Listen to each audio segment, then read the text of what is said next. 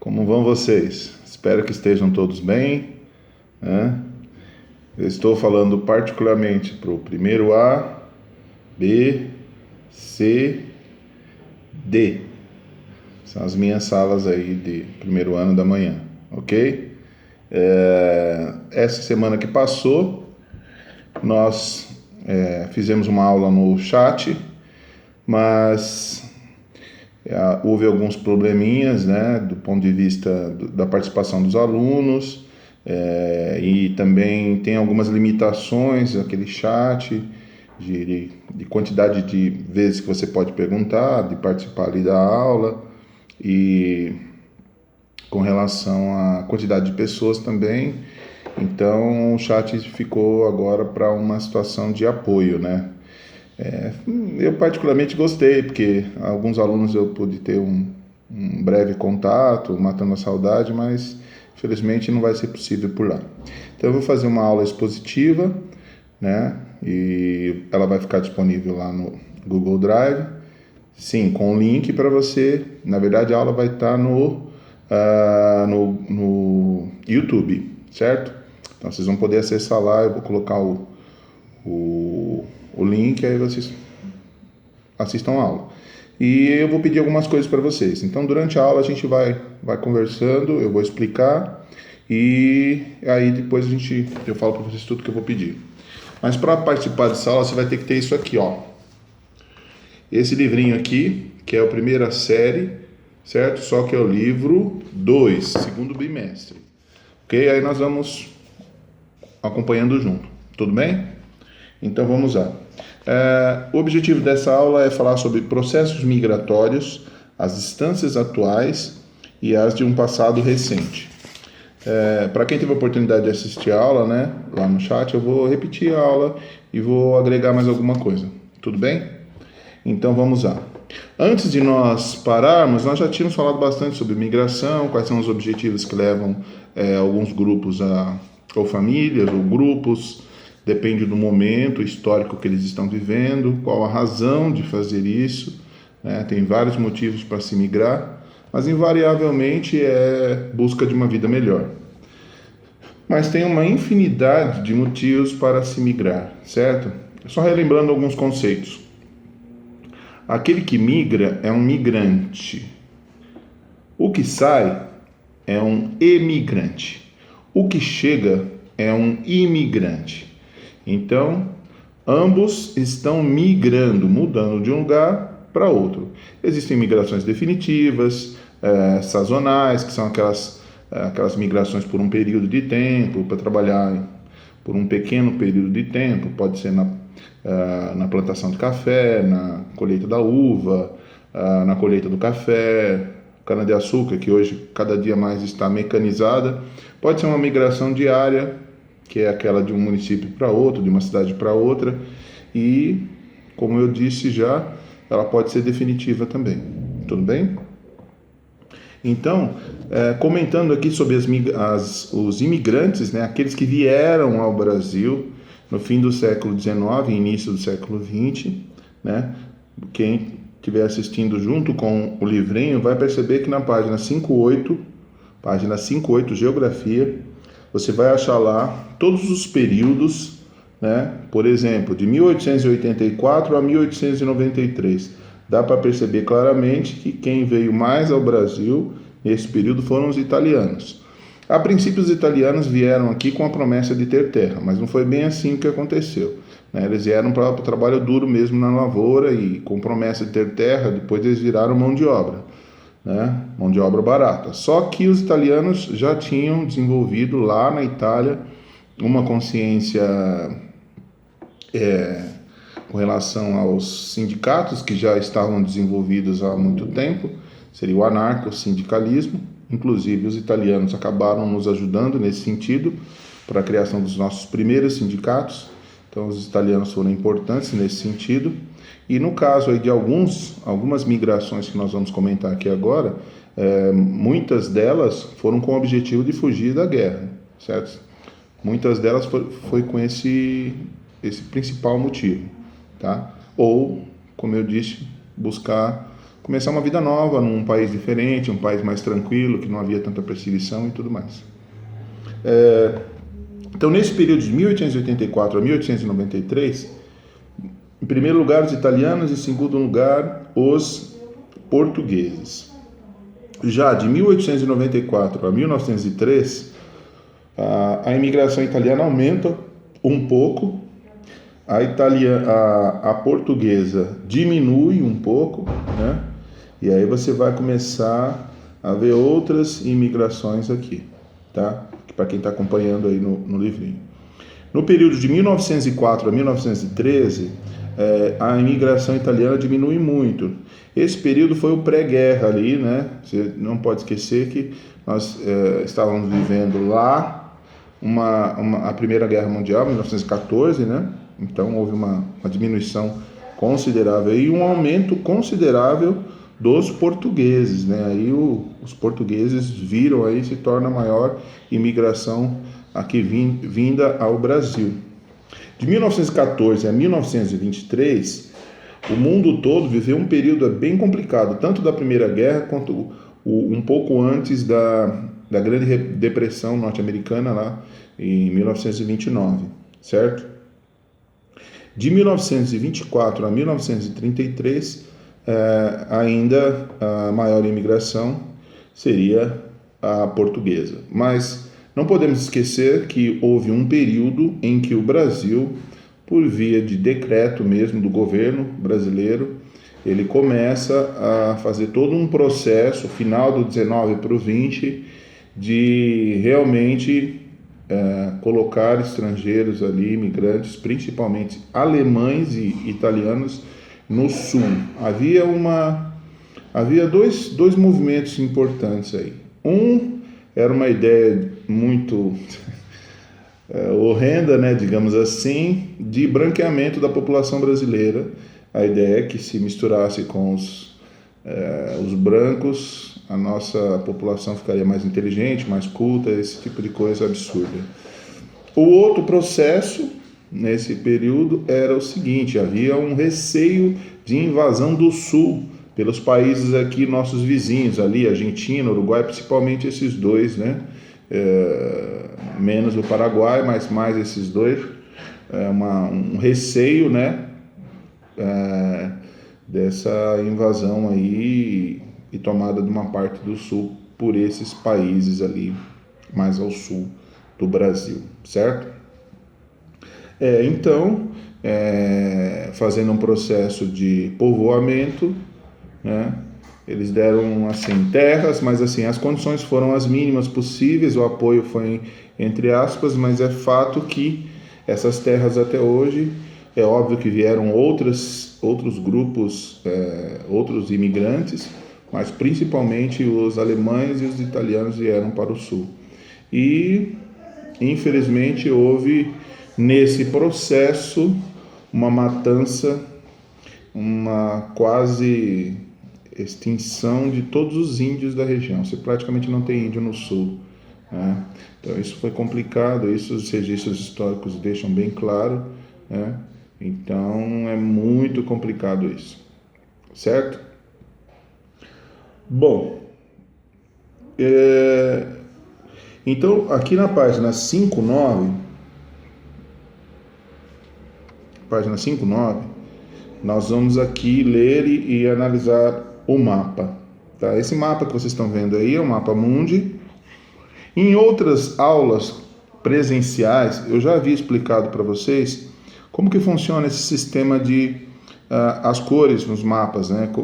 Que subsídio essas cores nos dão, como elas nos ajudam. E no caso aqui, vocês estão vendo no mapa da página 59 algumas setas verdes, né? E quanto mais fina a seta, menos pessoas migraram. Quanto mais grossa a seta, mais pessoas migraram. Quando a seta é comprida, mais distante foi a migração. Quanto mais curta for a seta, mais próxima foi a migração, certo? Então dá para perceber duas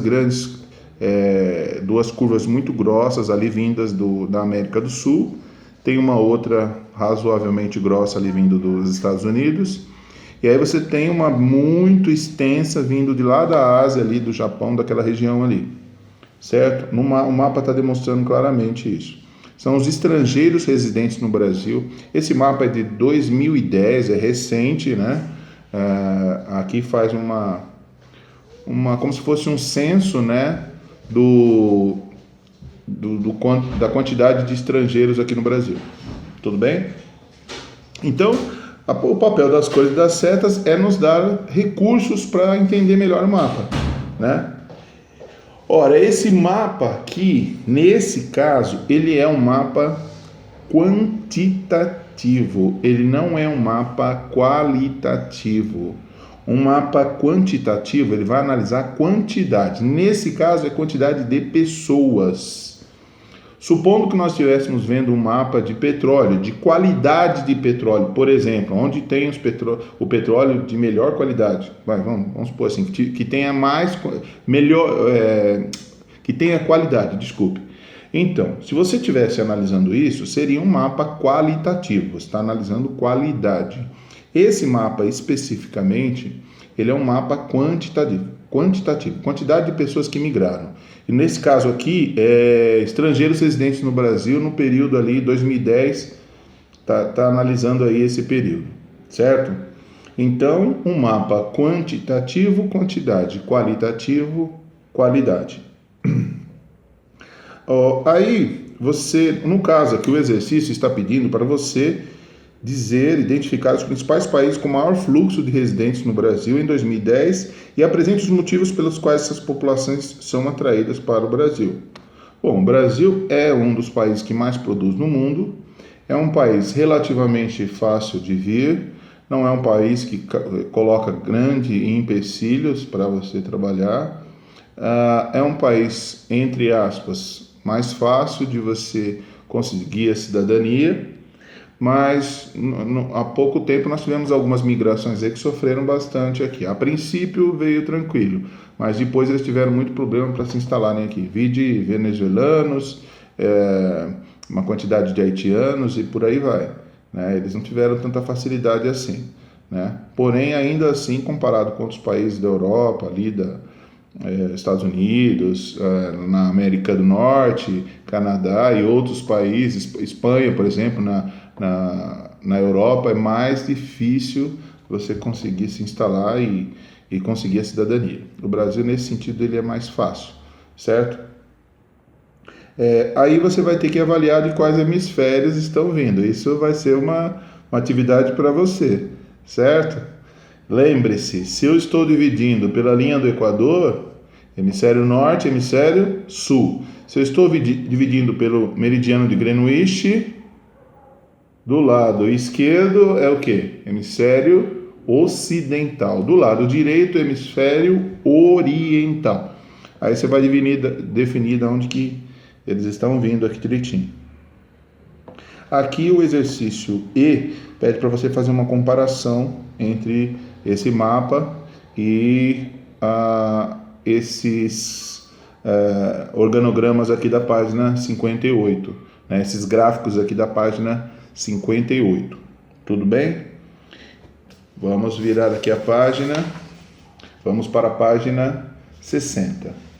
A página 60 vai falar da crise política, econômica, social da Venezuela, né? A Venezuela está passando por problemas já há muitos anos, problemas políticos, econômicos, hiperinflação, falta de medicamentos, o salário na Venezuela é baixíssimo, o povo vem sofrendo há muito tempo, vive sobre uma ditadura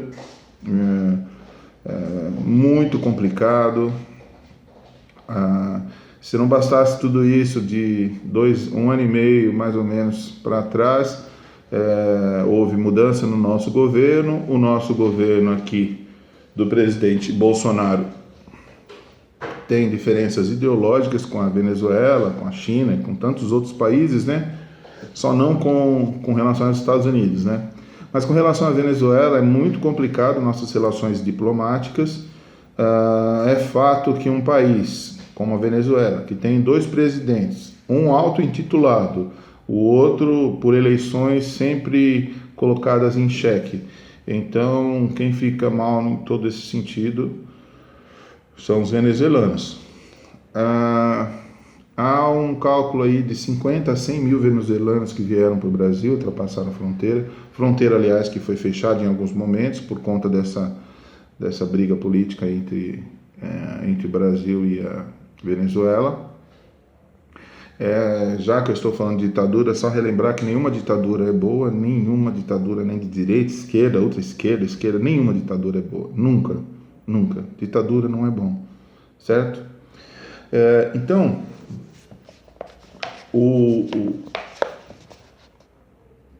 na questão A da página 60, está se perguntando aqui com relação a esse quadro aqui que vocês vão analisar da crise na Venezuela. Aí ele fala, de acordo com os principais países que receberam imigrantes e refugiados venezuelanos, construa um gráfico de coluna representando esses dados. Um gráfico simples, né? Imigrante é aquele que, por vontade própria, ele sai do seu país, certo?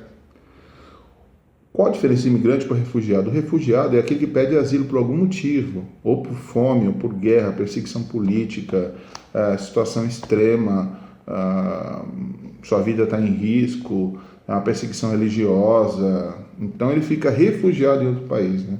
É reservado um lugar para esses refugiados. Em alguns casos, quando são muitos, assim, um grupo muito grande, mas não é nem sempre esses refugiados são recebidos muito bem, vide Itália e por aí vai, né? Então, a vida de um refugiado não é fácil, não. A não ser que ele for um refugiado político, tiver amizades naquele país, aí é diferente. Mas o pessoal mais pobre, realmente a vida deles, eles vão com a cara e com a coragem e infelizmente, pelo caminho, às vezes, muitos deles morrem, né? Certo? Os motivos da elevada imigração da população venezuelana é a fuga de um país que uma ditadura ferrenha, estavam passando fome mesmo, perseguição política também, né? Então eles estavam numa situação, ou ele fugia ou ele morria de fome, porque não tinha produtos, o salário mínimo lá, só para vocês terem uma ideia, mal dá para você comprar 2 frangos por mês. Então, uma família de 3 crianças e 2 adultos, 5 pessoas, como é que elas vão viver com um salário que só dá para comprar 2 frangos, o equivalente a 2 frangos nossos aqui por mês? Então, eles passavam fome. Então, eles vieram para cá em busca de uma vida melhor. Muitos diziam que ficar nas praças aqui, eles tinham mais comida do que lá na Venezuela. Então, quando você vê os seus filhos passando fome, você tem que tomar uma atitude, seja ela qual for, né? A Colômbia é ali próxima, né, da Venezuela, ficaria mais fácil, né, para alguma. E a Colômbia não tem uma boa relação de política também com a Venezuela, por isso que os colombianos também receberam muitos venezuelanos, né? E a questão da facilidade da língua, né, tem isso também. E a situação da Colômbia hoje é muito melhor do que a relação da Venezuela. A Colômbia hoje tem um governo. Muito embora a Colômbia já passou por muitas dificuldades, principalmente algum tempo atrás, 10, 20 anos atrás, por causa da questão da droga e tudo mais, mas os últimos governos colombianos são mais de democracia, então há uma tranquilidade, o país vem tendo uma boa situação, por isso que as pessoas optavam, ou vinham para o Brasil, né, quem estava mais próximo aqui do Brasil, né, e na fronteira lá com a Colômbia, quem estava mais próximo ia para a Colômbia também por conta da facilidade da língua. E você aqui, a última questão, está pedindo para você, o que vem a ser contextualizar? Pesquisar, falar um contexto que explique essa relação Brasil e Venezuela. Isso é só você pegar na internet, é muito fácil, muito tranquilo, certo? Então, o que nós vamos fazer hoje? Na página 61, você tem ali um mapa mudo. O que é um mapa mudo? O mapa mudo é um mapa que não te diz nada. É um mapa que ele está sem legenda, ele tem só ali a escala lá embaixo, mas ele não tem. Nós sabemos que é um mapa do Brasil com os países ali da América do Sul. É um mapa da América do Sul, certo? Então, o que você vai ter que fazer? Você vai dar você vai colocar no mapa um mapa de fluxo quantitativo. O que é quantitativo mesmo? Quantidade, né? Construa um mapa de fluxo quantitativo e dê um título para ele. Você pode colocar migração venezuelana, fica a teu critério. Você coloca, identifica a Venezuela aqui. Ele é importante porque ele mostra para você as fronteiras, né? Aqui tem as fronteiras com todos os países da América do Sul. Tem aqui alguns paizinhos bem pequenininhos aqui na América Central, né? Mas aí aqui já é um outro contexto. Nós vamos se limitar aqui à América do Sul. Então você coloca o nome dos países aqui no mapa, né? É simples, é só você pegar na internet, você vê os países aqui. Aí você vai ver a Venezuela e Colômbia e você vai ver por que dessa ida tanto para a Colômbia quanto para o Brasil. A facilidade mais da fronteira mesmo. Dependendo de em que lugar da Venezuela que eles estavam. O que lhes facilitaria mais em termos de migração. Certo? Nesse caso aqui, deixa o professor explicar. Vocês vão até a página 61. Então, vocês vão fazer esses exercícios que o professor pediu, essas questões.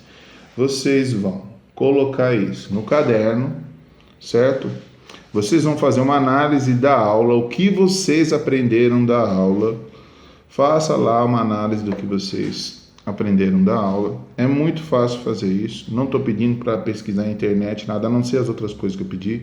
A análise da aula é sua. Professor, nessa aula eu aprendi que as pessoas migram por conta disso, né, em busca de uma vida melhor, trabalho, perseguição política, tem todos.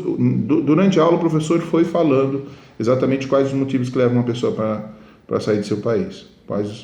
Por que razões eles saem do seu país. Uma pessoa que sai do seu país nessas condições é porque realmente alguma coisa muito séria está acontecendo. Tá? É óbvio que entrar num país legalmente, com uma condição boa, e trabalhar em outro país é outra situação. Não é exatamente aquilo que nós avaliamos aqui. Tudo bem? Então, vocês vão fazer essas atividades que o professor pediu, certo? Primeiro assistir a aula, vai estar disponível no YouTube. O link vai lá para o Google Drive da escola. Lá eu vou fazer um roteiro direitinho de entrega de atividade. Que dia que vocês vão ter que entregar, como vão entregar, tá bom? É simples, tira foto de tudo que você fez no caderno e envia para o meu e-mail, que todo mundo já tem o meu e-mail, né? Quem não tiver, o meu telefone também, o meu WhatsApp está lá nos grupos, né? É só enviar para mim. Só que o professor dessa vez, diferente do primeiro bimestre, vocês não vão mandar qualquer dia, eu vou colocar a data certinha que os primeiros anos vão enviar, porque no bimestre passado eu sofri demais, porque eu tive que corrigir mais de 1000 trabalhos, então foi uma loucura, e tudo ao mesmo tempo. Agora não, eu vou determinar quais datas que vocês vão entregar. Vocês vão entregar exatamente naquela data que está lá no Google Drive, não é para entregar em qualquer data. Vai estar lá certinho que data que vocês vão entregar, principalmente os primeiros anos, porque são as séries que eu tenho mais aulas. Tudo bem? Combinado? Qualquer dúvida, tá lá o meu e-mail, toniosans@yahoo.com.br, e o meu WhatsApp é 988670041, certo? Mas os representantes de sala têm o meu telefone, pode me contactar sem problema, ok? Então não marque bobeira, mande tudo, senão eu não quero que ninguém fique sem nota. Depois nós vamos rever essas notas lá na frente, se entregar os trabalhos. Vocês vão ter um momento para refazer isso, né? Mas quem que já quiser resolver, a gente vai conversando para resolver isso daí, certo? Os alunos que entregam tudo sempre entregaram numa boa. Ninguém ficou com nota vermelha, certo? Não teve isso, tá? Só que todos precisam entregar. Quem não entregou ficou sem nota. Não foi atribuído nota porque você não entregou nada, certo? Então não adianta cobrar dos representantes de sala, eles não têm culpa. Pode falar com o professor se alguém foi prejudicado, é óbvio que a gente não quer que isso aconteça. Nós resolveremos qualquer situação, certo? Mas as meninas aí, os representantes, os meninos, não tem culpa disso não, tá? Se você não contactou a escola, ficou nesse mundo aí nesse período sem saber de nada, eu sei que nós estamos passando um momento difícil, é muita mudança para nós estamos trabalhando demais, todos os professores estão trabalhando muito, muito, muito, muito, os pais também estão com uma rotina diferenciada e vocês, alunos, também. A rotina de vocês mudou radicalmente, o mundo mudou. Eu espero que todos nós possamos sair desse período aí um pouco melhores como seres humanos, é o que eu espero, tá? Então qualquer dúvida, contate e nós vamos tirar todas as dúvidas. Então faça o que tem que fazer e eu vou determinar a data de entrega dos primeiros anos. Vai ser um período curto, então entregue naquela data, certo? Tudo bem? Beijo, tchau para vocês, se cuidem.